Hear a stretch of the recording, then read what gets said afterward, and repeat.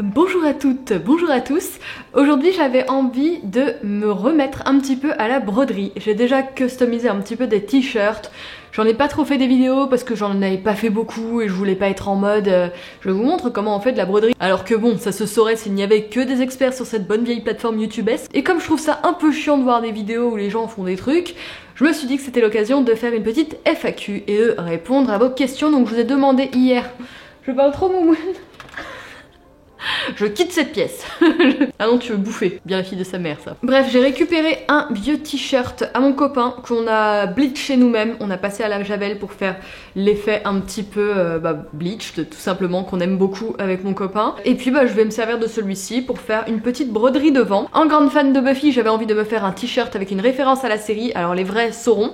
Je vais me tatouer. J'avoue, j'ai envie de me le tatouer aussi, mais je vais broder pour le moment un petit board now que dit Willow quand elle est en vampire et puis même plus tard dans la série. En gros, dès qu'elle est méchante dans la série, elle est saoulée, elle a pas le time. Donc elle s'emmerde et elle sort cette phrase mythique board now et voilà, je la kiffe dans une typo un peu esprit gothique, même si là c'est presque plus la typo un peu comme fais-moi peur, tu vois, limite. Ah, on est dans le Halloween. Donc évidemment, première étape, définir le motif que vous voulez. Là je l'ai imprimé en plusieurs tailles parce que je sais pas encore ce que je vais faire. Je sais pas si je vais me chauffer pour faire un très gros parce que ça va me saouler de broder pendant des heures. Ensuite, deuxième étape, évidemment, il vous faut du fil de couleur. Donc moi j'en ai acheté des couleurs un petit peu pop comme ça. Je pense que je vais le faire en rose. Ah, je pourrais le faire en violet comme ça. Je me suis acheté des couleurs que j'aime trop. Elle est pas trop beau ce violet. Un peu lilas. Qu'est-ce qui rendrait le mieux? Ah, peut-être ça rendrait bien. Parce que ça, j'aimais bien le côté un peu presque ton sur ton. Mais bam, je te balance de la pop là. Je vais peut-être passer en violet. Ça fait un peu émo comme ça. Je vais faire le violet. Allez, même le vert, ça rendrait bien. Ah, je sais pas. C'est dur. Ma vie est compliquée. Il vous faut évidemment un cercle à broder, petit feutre effaçable à l'eau. Donc en gros, t'as juste à transférer ton motif sur ton t-shirt ou le dessiner si tu es un boss du dessin. Et comme ça, tu n'auras plus qu'à broder tranquillement le motif que tu auras transféré sur ton t-shirt. Et là, j'ai investi, entre guillemets.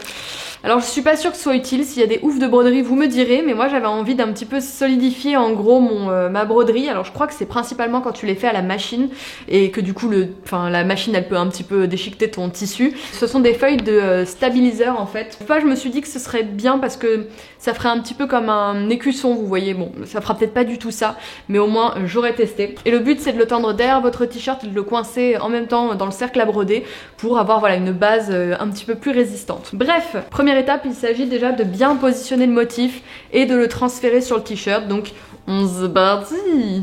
Et dernière étape, voir si votre motif est bien centré et si ça rend bien. Alors là c'est un peu petit, mais je crois que j'ai la grosse flemmasse de réessayer plus gros, mais je le saurai pour les prochains. Franchement j'ai la flemme. J'ai officiellement eu la grosse flemmasse. Allez c'est parti, je mets mon petit stabiliseur sous le motif. Ces cercles-là, c'est de la grosse merdasse, n'achetez jamais ça. J'ai galéré comme jamais à l'installer. C'est une angoisse. Oh mon bébé, elle est trop mignonne. Et je pense que je vais y aller 2 fils par 2 fils. Donc la première question c'est, est-ce que ça va? Oh bah, bon on fait aller, écoutez. Franchement, pour être un peu transparente avec vous, en vrai ça va moyen. Mais voilà, comme je vous le disais assez régulièrement dans mes vidéos sur la créativité, etc. Tous les métiers où normalement tu dois être un petit peu créatif, où tu dois savoir te renouveler, où tu dois produire des choses, où en fait à chaque fois le travail que tu fais il est public finalement, enfin même si voilà c'est un petit niveau, mais tous les métiers où en fait ton travail il consiste à faire des choses avec ton cœur et ensuite à les offrir, tu vois, à les livrer. Je pense que dans tous ces métiers-là, on passe un peu tous par des phases de haut et de bas parce que c'est assez éprouvant quand même moralement. Et ça paraît un peu bizarre, mais c'est vrai que ça vide un petit peu quand même, quoi. Ça te vide un petit peu de ton énergie de faire ce genre de taf. Et moi, je suis... On va faire vraiment le truc très perso, mais moi je suis quelqu'un qui a toujours l'impression de ne rien faire ou de ne pas faire assez, etc. Et j'ai toujours besoin de prendre beaucoup de recul pour me rendre compte qu'en fait je fais quand même pas mal de trucs parce que je vous lis et visiblement vos retours sont positifs. Donc voilà, des fois j'essaye de me raisonner un petit peu. Et puis bah voilà, la pression un petit peu des réseaux sociaux, de machin, de faire mieux, d'être plus suivi, d'avoir plus de likes, voilà, de plaire au sens un petit peu plus large. Et ouais, parfois moralement c'est un peu compliqué, alors rajouter à ça la surcouche du Covid, du contexte, du machin, et puis bah voilà, des trucs perso et tout sur lesquels je m'étale pas ici. Bah franchement ouais, c'est pas, comme dirait Colline, c'est pas la baffe laser.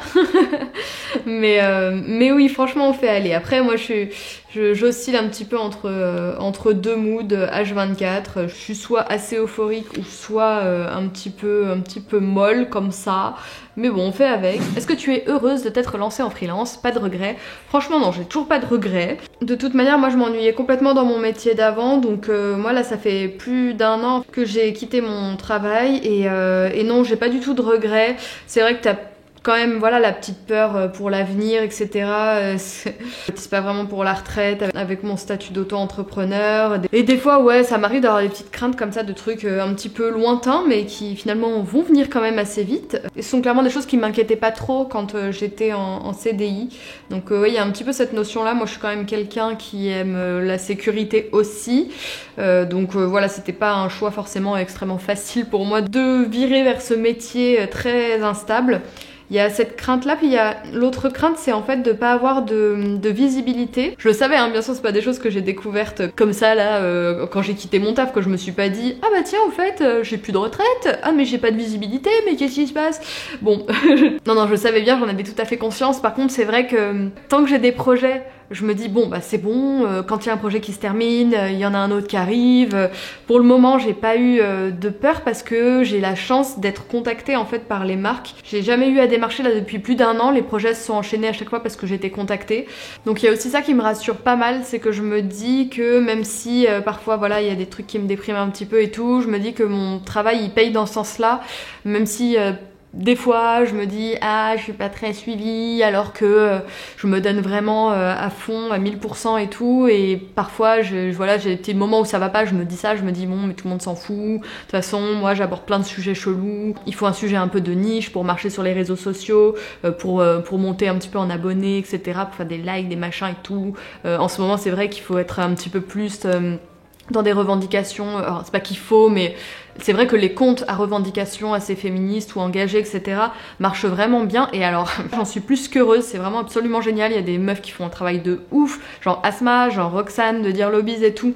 Franchement, c'est absolument génial. Mais voilà, c'est pas, je me positionne pas par rapport à elles, c'est plus que moi je me dis, est-ce que mon contenu est légitime? Est-ce que j'apporte quelque chose d'intéressant aux gens? Est-ce que je vais pas dans tous les sens? Est-ce que c'est vraiment ce dont on a besoin aujourd'hui en fait sur les réseaux sociaux, le contenu que je fais? En fait, parfois j'ai un peu peur de faire de tout, mais pas bien, en fait, tu vois. Enfin, quand on se concentre vraiment sur un sujet, normalement, bah, tu vois, on le creuse, on a le temps de le développer, etc. Et bah, le contenu est forcément bah, intéressant, poussé, travaillé, argumenté, etc. Et bah, moi, en m'éparpillant, aussi bien sur les sujets que sur les formats, que sur les supports, etc., que sur le ton aussi que je peux donner à certains de mes projets, des fois de l'humour, des fois un peu plus poétique, machin, en m'éparpillant comme ça, j'ai juste peur de correspondre à personne. Et à la fois, c'est aussi complètement contradictoire parce que c'est pour ça que j'ai lancé mes réseaux. J'ai lancé mes réseaux parce que j'aimais plein de choses très contradictoires et alors c'est pas que je trouvais personne qui me ressemblait ou c'est pas que je cherchais absolument à trouver des gens qui me ressemblaient, mais je me disais je suis forcément pas la seule dans ce cas-là. Oh là là, j'ai fait des nœuds. Donc je m'étais lancée, mais parfois aussi, il y a un peu le revers du truc. Et oh là là, non, j'ai fait un gros nœud. Oh là là là là là là. En fait, là, comme je vois que c'est extrêmement long, aussi bien la broderie que mes réponses, ça se trouve, je peux carrément faire des vidéos sur des thèmes comme ça et discuter avec vous, avec comme point de départ une question que vous m'aurez posée. Et en fait, à chaque fois, bah, j'avancerai dans ma broderie, je sais pas. Bon, bref, je verrai.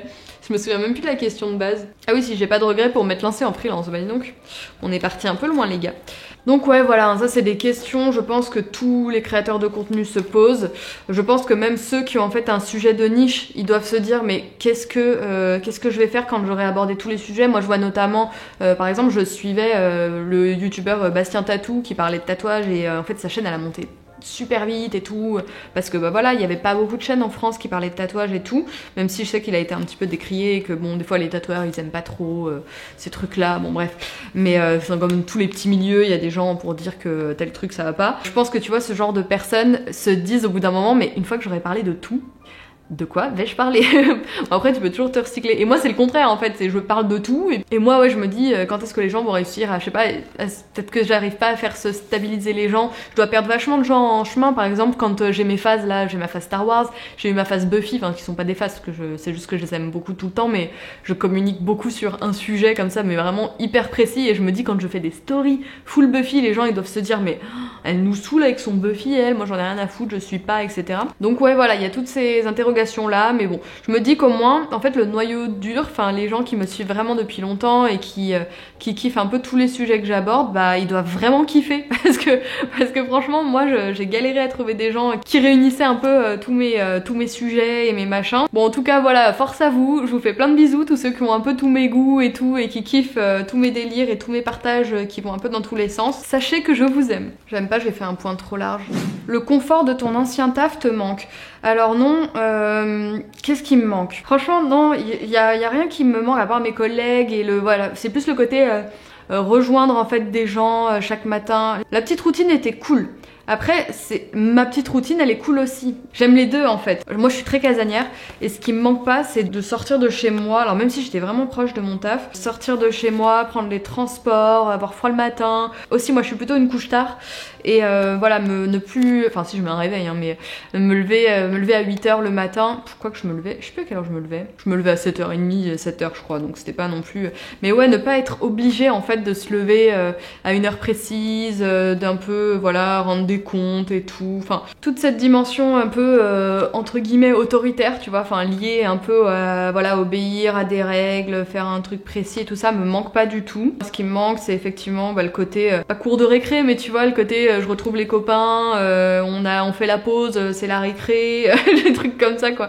Ça c'est vrai que ça me manque vachement. Par contre ce qui me manque vraiment pas, tu vois, c'est d'un point de vue, de toute façon moi c'est pour ça aussi que j'ai quitté mon taf, mais c'est d'un point de vue créatif, ça me manque absolument pas parce que j'ai l'impression, je vous en ai déjà parlé dans d'autres vidéos, je sais pas si j'espère que je suis pas trop redondante, mais en fait je trouve que dans les milieux créatifs, et j'ai l'impression que c'est quand même assez français, on te fait pas du tout confiance dans ta manière de faire, on te laisse pas en fait de liberté, et c'est vrai que j'en avais un petit peu marre à la fin parce que j'avais trop de contraintes en fait. En fait j'en avais marre des contraintes créatives qui me permettaient pas de m'amuser, de pousser, de challenger un petit peu en fait les sujets etc qu'on me confiait, et là c'est vraiment le truc que je kiffe le plus dans mon nouveau travail, c'est que je vous l'ai dit plein de fois, mais les gens viennent à moi parce qu'ils aiment bien ce que je fais. Donc du coup, je suis entièrement libre en fait. Enfin, les seules contraintes que j'ai, c'est, je sais pas, des livrables, peut-être certains mots à mettre en avant, enfin des trucs quand les gens ils ont un peu, voilà, un thème de campagne en fait, quand vraiment c'est un peu promotionnel, etc. Mais souvent c'est même moi qui suggère enfin le truc que je veux mettre en avant pour que ce soit hyper cohérent avec mon contenu et tout.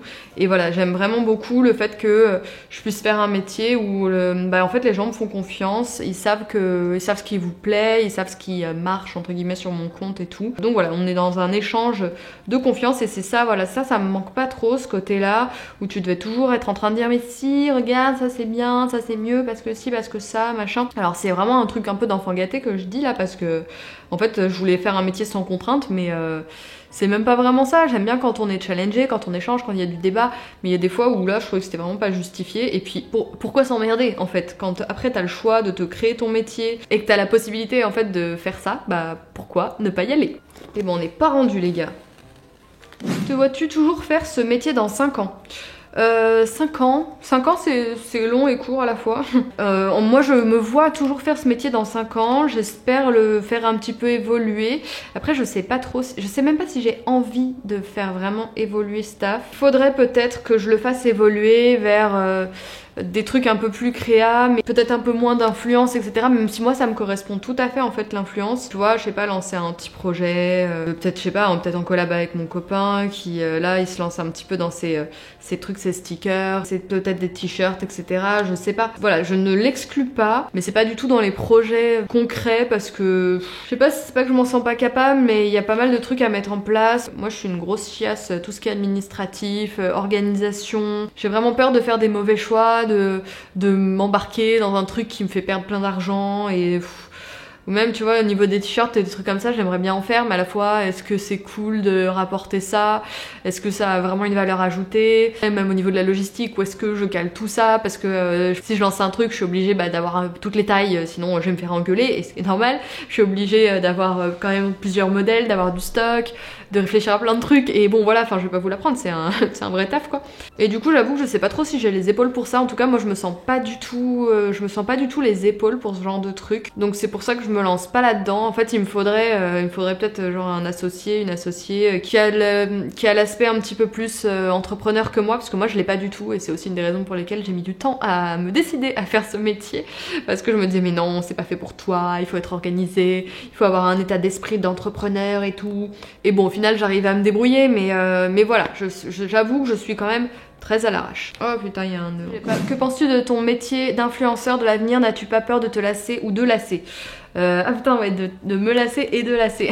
C'est chaud. Si, bah si, on a tous peur de ça, je pense. Hein. Franchement, bon, c'est un peu flippant comme truc, c'est un peu flippant comme taf de toute manière. Franchement, je préfère ne pas y penser en fait. Si vraiment j'étais amenée à changer de taf, moi je pense que je sais pas si je me formerais à des trucs artisanaux, manuels. Il y a plein de tafs qui me fascinent. Bah, il y a des fois où je me dis ce serait peut-être un peu trop tard pour que je me lance dans des trucs comme ça. Peut-être du conseil, et sinon je pense que moi community manager en fait ça me plairait bien. Enfin, je pense que le mot il est un peu galvaudé maintenant, ça doit plus trop être ça, mais j'aimerais bien définir un peu la communication d'une marque, gérer aussi des relations avec les influenceurs et tout ça. Je pense qu'être de l'autre côté ça me plairait, parce qu'en fait j'aime beaucoup la phase aussi de réflexion, et parfois quand on a des mails, parfois on a des propositions de campagne en fait, de contenu, et réfléchir justement à tout ça en amont, bah ça me plairait aussi. Alors peut-être que je serais frustrée de ne pas le faire en parallèle, parce que moi j'aime bien faire, j'aime bien créer. Je sais pas si ce métier là me frustrerait ou pas, mais en tout cas je pense qu'instinctivement je me dirigerais vers ce type de taf. Mais moi j'aime bien aussi le côté un peu multifonction, faire un petit peu plein de trucs, comme là je mélange pas mal de choses quand même avec ce travail là, et je me vois bien rester auto-entrepreneur et peut-être faire un peu de conseils, faire un peu d'influence si ça marche toujours. Bah là j'ai un peu des projets, mais des trucs perso, des rêves en fait perso, dans lesquels j'ai envie de me lancer. Je pense qu'ils ne sont pas là où vous croyez. mais bon, je sais pas si un jour je me lancerai, mais ce sont des projets qui ne sont absolument pas rémunérateurs. Donc c'est bien ça le souci, parce qu'il y a un moment où il faut bien vivre, manger, payer le loyer, tout ça. Je vais recommencer, j'aime pas du tout ce que j'ai fait en fait, c'est n'importe quoi, on dirait... Bon, c'est trop laid, il faut que je recommence. Je reviens un petit peu après, je crois que vous avez l'heure, non? Vous avez Moumoun, vous avez pas l'heure. Elle est tellement mignonne, non mais regardez-moi ça. Elle est comme ça quand on regarde la télé le soir, elle est tout le temps comme ça là, et on la voit et on fait oh. Effectivement, la peur de lasser, c'est un truc énorme. Enfin, si on me pose la question, si on me dit t'as pas peur de lasser un jour, je fais bah si, forcément, t'as peur de ça, mais alors c'est pas du tout le truc auquel je pense le plus en fait. Je sais pas, je dois partir du principe qu'en fait si je dois un jour lasser, enfin c'est con de dire ça parce que j'ai déjà lassé sûrement plein de gens en fait, mais bon c'est pas grave. Mais ouais, je me dis que si je dois un jour lasser, en fait ce sera juste à moi de trouver un autre truc, une manière de proposer des contenus un peu plus original. Enfin ouais, je sais pas, moi je le verrais comme un défi personnel, et comme le jeu en fait, c'est le jeu des réseaux aussi. Déjà je pense que tu lasses à partir du moment où tu ne t'amuses plus. Donc en fait à partir du moment où je ne m'amuserai plus, c'est qu'il y aura un problème quoi, c'est que je ferai autre chose ou je changerai, enfin je ne sais pas, mais enfin j'inscris ça dans une logique un peu implacable en fait. Si je me plais plus et je pense que je m'amuse plus, ou que voilà je fais un contenu merdique et du coup faut que je fasse autre chose quoi. Donc voilà, je le vois comme ça. Parfois te sens-tu limité dans la possibilité de créer, et pourquoi? Pas financièrement parlant. Du coup on reste sur un truc très pro là, il y a d'autres questions plus tatouage, musique, machin, je les ferai peut-être même un peu série, je ferai peut-être une version pop culture pour la deuxième partie de la vidéo, je ne sais pas. Oui, je me sens limitée très souvent, très souvent. Déjà je me sens limitée un petit peu dans le temps, parce que bah voilà, il y a des OP, des machins, j'ai parfois pas mal de temps de réflexion, j'ai l'impression de procrastiner aussi beaucoup quand je suis dans cette phase de réflexion, ce qui est pas forcément facile à vivre. Je vous l'avais montré dans ma vidéo sur la créativité. C'est vrai qu'on a toujours un peu, enfin moi quand je suis dans ma phase de réflexion où j'essaye de m'inspirer, de m'imprégner un peu de l'image de la marque, de ce que je pourrais faire, même si je m'éloigne souvent énormément de l'image de la marque, hein. Je fais vraiment les trucs à ma sauce, mais bon voilà, pour trouver quand même l'inspiration et tout, je t'aide un peu de ce côté là. En fait je me sens limitée parce que je fais tout tout 100% seule. C'est arrivé, je sais pas, 2 fois où je demande à mon mec de faire vite fait un plan parce qu'il y a un plan où j'ai envie d'un mouvement de caméra ou un truc comme ça. Mais sinon, tout ce que vous voyez, je le fais mais vraiment de A à Z. J'ai juste un trépied, mon appareil photo, mon retour caméra sur mon téléphone. Il y a rien qui est fait par quelqu'un d'autre. Je suis derrière mon écran pour échanger par mail, je trouve l'idée, je cadre, je filme, je monte, je suis devant la caméra, derrière la caméra. Ah si, il y a juste une fois une copine là cette année qui est venue pour me faire des photos et donc du coup quelques plans quand j'étais en Willow dans la forêt et tout ça. Mais voilà, c'est vrai qu'à part ça, je suis vraiment à 100% seule et je suis dans une situation très problématique parce que c'est quelque chose que j'ai à la fois pas du tout envie de changer parce que je crois que je suis un peu fière quand même, ça je suis pas très fière justement de le reconnaître, mais en fait il y a ce côté où j'ai vachement envie de me dire non regardez j'ai fait tout toute seule, j'ai pas été aidée et ça c'est hyper stupide. Mais j'ai un peu ce côté là, j'ai l'impression qu'en fait si je me fais aider sur un projet, bah c'est pas vraiment moi qui l'ai fait et c'est pas vraiment mon projet. J'ai un peu ce truc là, c'est très chelou. Je pense que c'est un truc d'ego ça et pourtant je suis pas une meuf à trop revendiquer les choses et tout. Mais j'ai ce côté là. Et en fait parfois quand je vois des copines qui font des contenus avec d'autres gens, je me dis ah putain mais ouais mais c'est vachement bien et tout. Par exemple Camille Girl Go Green, quand elle a voulu aller plus loin dans son contenu sur les menstruations etc et qu'elle a fait son clip Karaoke, je l'avais vachement félicitée, j'avais trouvé ça génial qu'elle se lance dans un vrai tournage et tout ça et je l'avais vachement encouragée parce que je savais à peu près l'état d'esprit dans lequel elle était et je sais qu'elle a un gros syndrome de l'imposteur elle aussi alors que c'est absolument génial ce qu'elle fait. Et elle m'avait dit ah merci meuf tu sais même pas comment ça m'encourage, j'ai super peur, c'est la première fois que je demande à être entourée, etc. Et j'ai l'impression d'avoir une grosse responsabilité, ça me fait flipper, etc. Et je suis trop contente de mener à bien mes projets et tout. Et j'étais là, bah ouais, mais c'est ça en fait. Et moi, je suis un peu sauvage quand même. Mais ouais, je me sens un petit peu sauvage parfois. Et j'aime bien faire un peu tout toute seule et tout. Et à la fois, je me sens super limitée parce que justement, je suis toute seule. Et c'est pour ça que je me plains pas trop non plus d'être seule parce que c'est quelque chose que je souhaite. Comment le confinement 1 et 2 t'a impacté si c'est le cas et comment tu as géré ça?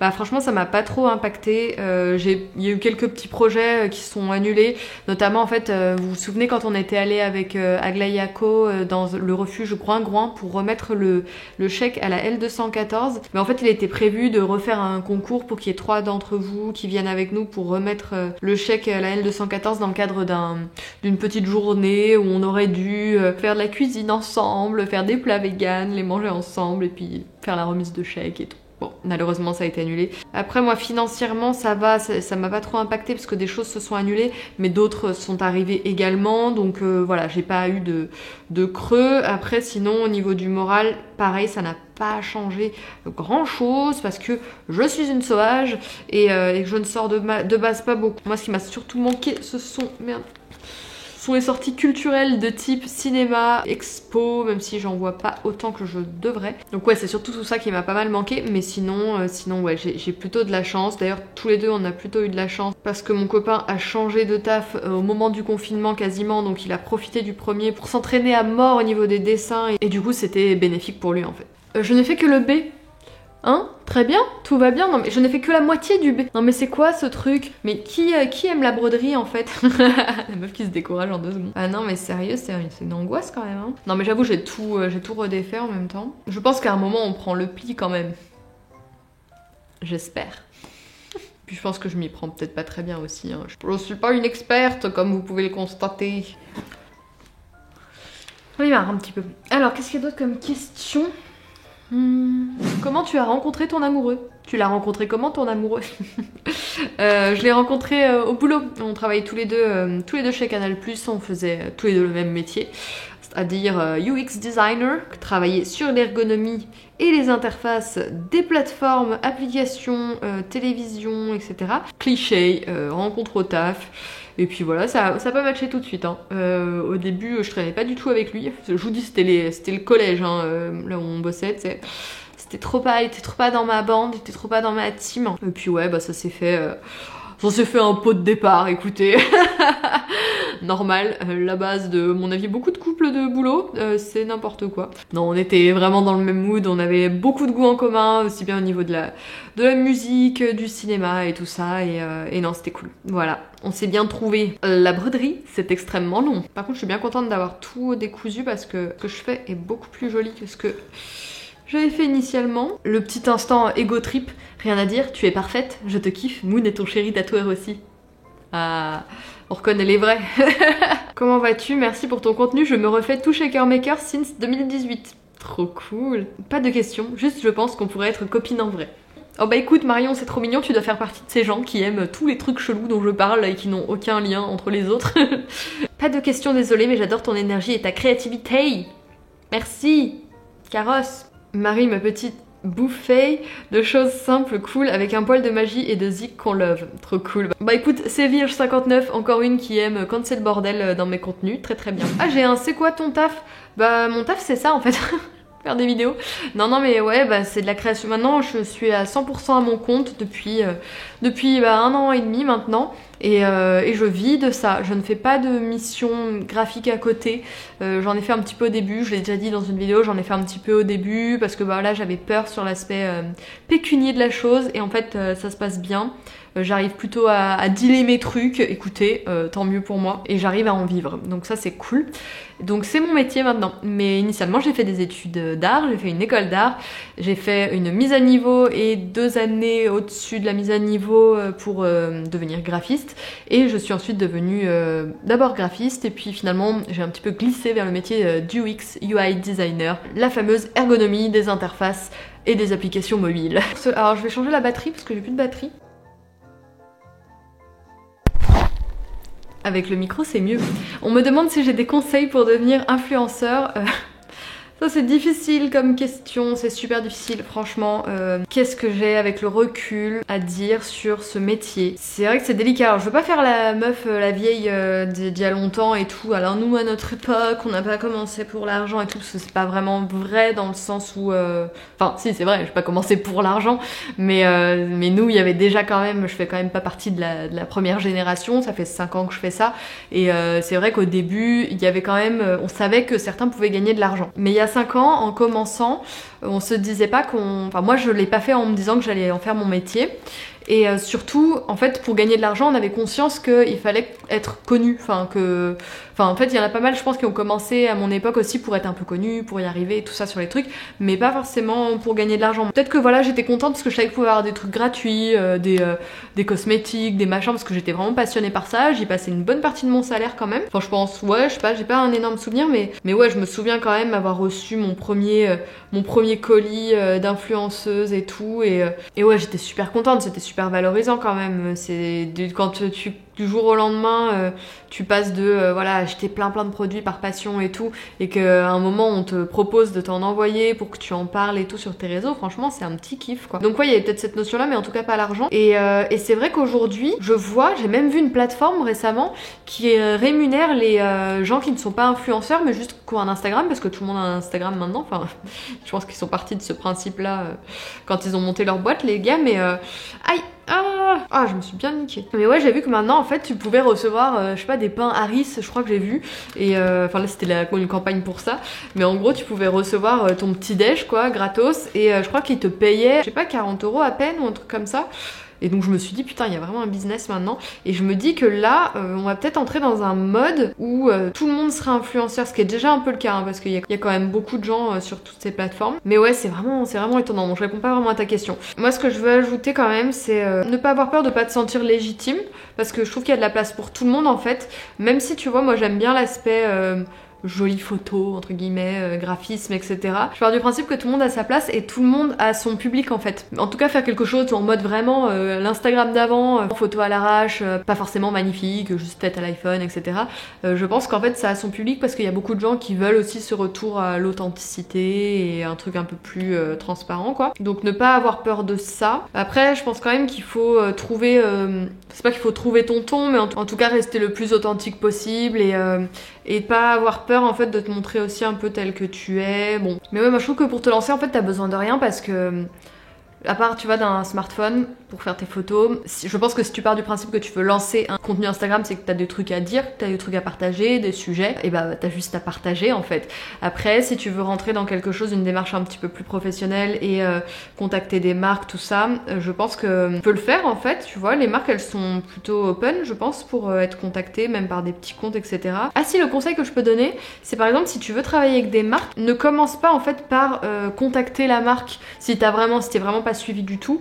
Ça sert peut-être à rien de commencer par ça et de leur dire salut, je veux des trucs gratuits et tout. Si vraiment ton but c'est de devenir influenceur en mode partenariat avec des marques, etc., le truc très traditionnel on va dire, je te conseillerais de pas forcément tu vois tout de suite envoyer un mail en mode salut je veux des trucs gratuits, salut machin. Commence en fait par faire ton contenu à partir dans ta vie quoi, parce que forcément si t'as des sujets que tu veux aborder, c'est que tu es confronté à ces sujets. Si t'as des produits dont tu veux parler, c'est que tu te sers de ces produits, donc commence en fait à taguer les marques, à dire coucou je suis là, voilà regardez je fais des jolies photos, ou en tout cas il y a un petit peu de gens qui me suivent, etc.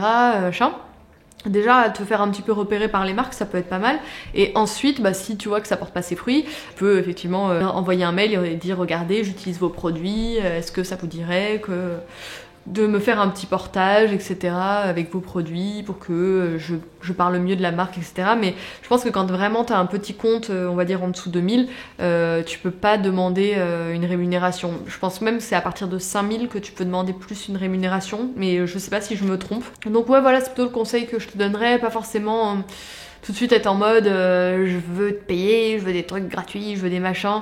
Je pense que tu peux te le permettre quand tu commences à avoir des propositions de partenariat ou des choses comme ça. Tu veux bébé Yoda? Pas trop de conseils, je l'ai vraiment fait comme je vous le dis en fait. Enfin moi je partageais des choses que j'utilisais, que j'achetais, je le faisais au fur et à mesure, et puis un jour on m'a proposé de m'envoyer des trucs, j'ai dit ok trop cool, et puis au fur et à mesure quand j'avais un petit peu plus de monde, je me disais bon vu que je vais en parler, que je sais que je vais leur faire de la pub, etc. si je peux l'avoir gratos c'est pas plus mal, et j'ai contacté des marques, mais c'est vrai que maintenant je le fais beaucoup moins, voire plus du tout.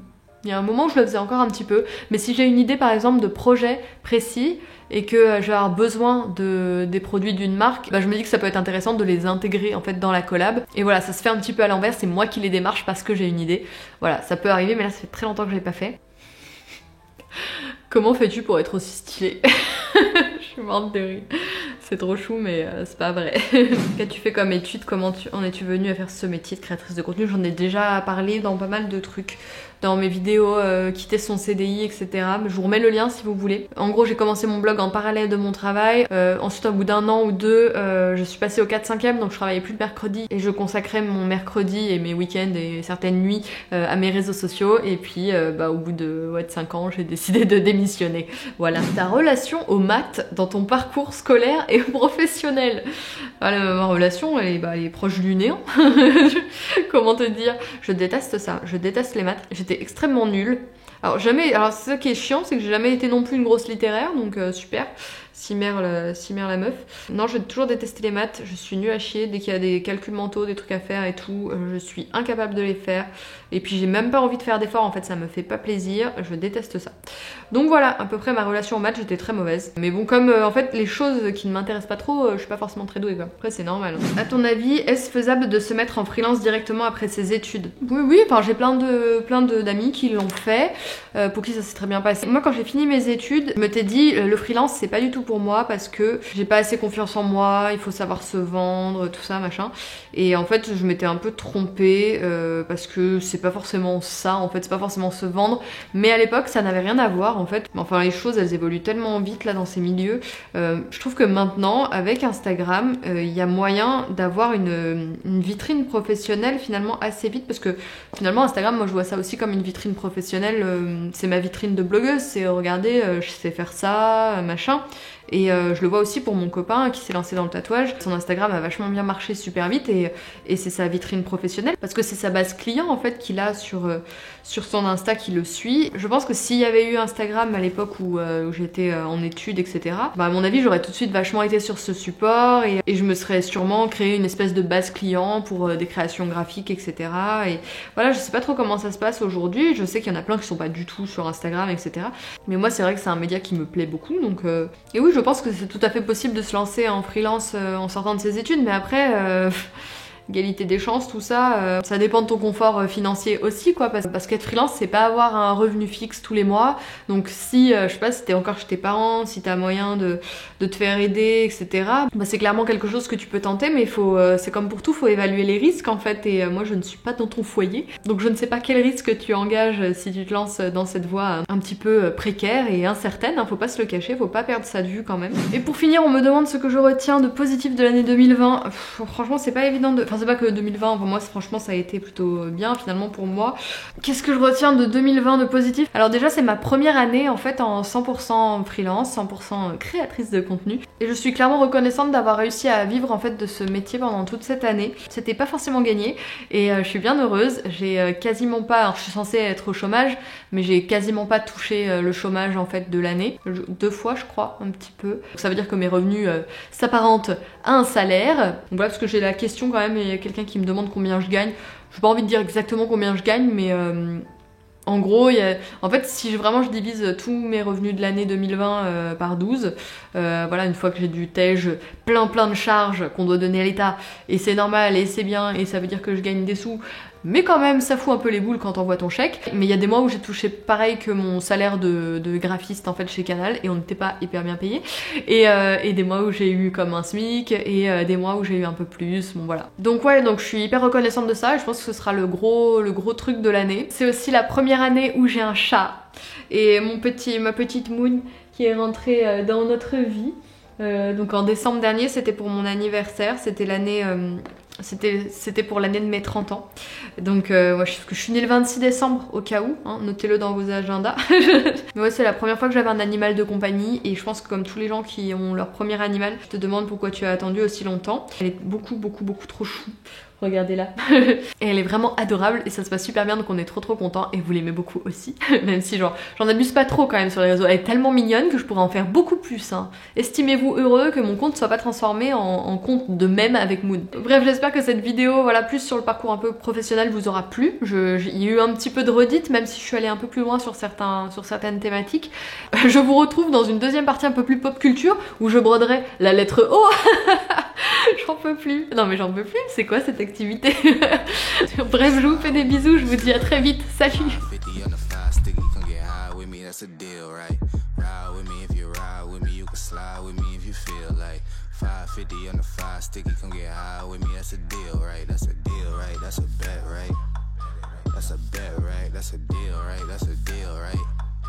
That's a bet, right?